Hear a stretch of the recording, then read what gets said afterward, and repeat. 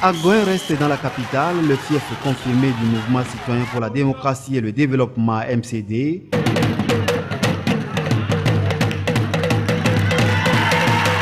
Et moins d'un mois après son investiture, le candidat du parti a tenu son tout premier meeting.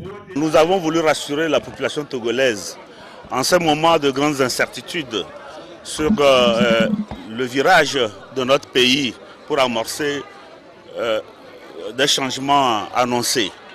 Nous avons voulu ce meeting-là pour les sensibiliser, leur demander de ne pas baisser de garde, que le combat qui est mené depuis 1990, c'est au moment où vous pensez que c'est de guerre-là, c'est en ce moment que Dieu parfois fait ses miracles, que les Togolais ne baissent pas de garde, qu'on continue par faire confiance à la classe politique de l'opposition. Une classe politique de l'opposition plus que minée par des conflits de leadership et de guerre ponctués de communiqués divergents et discourtois, l'atmosphère semble non propice pour l'obtention des réformes politiques.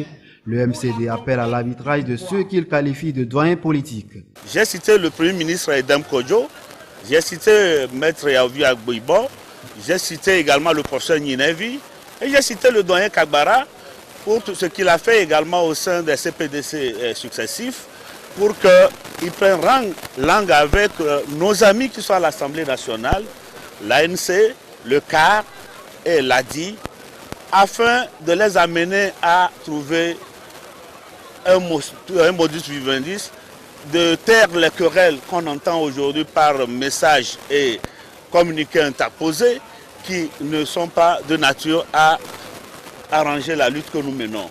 Autre sujet abordé au cours de ce meeting, le processus électoral en cours avec en ligne de mire la révision des listes électorales, processus qualifié de peu transparent et à l'instar de certaines formations politiques, le MCD ne semble pas accorder de crédit à l'actuelle Commission électorale nationale indépendante, CENI. Depuis que ces CENI politiques existent, l'opposition n'a jamais gagné des élections proprement parlé.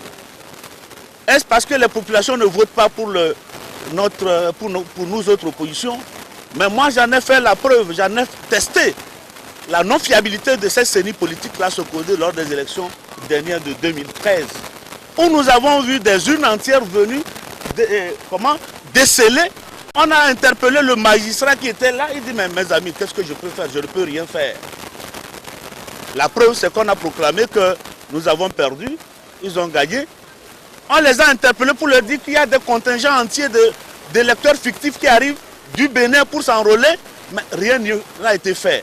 Nous disons qu'il est temps qu'on repense ces structures-là qui organisent des élections au Togo. Repenser ces structures suppose un appel à la recomposition de la CENI. En clair, à l'épineuse question des réformes, le MCD ajoute celle de la refonte de la CENI. Parallèlement, pour le prochain scrutin présidentiel, l'on dénombre déjà 7 candidatures au sein de l'opposition.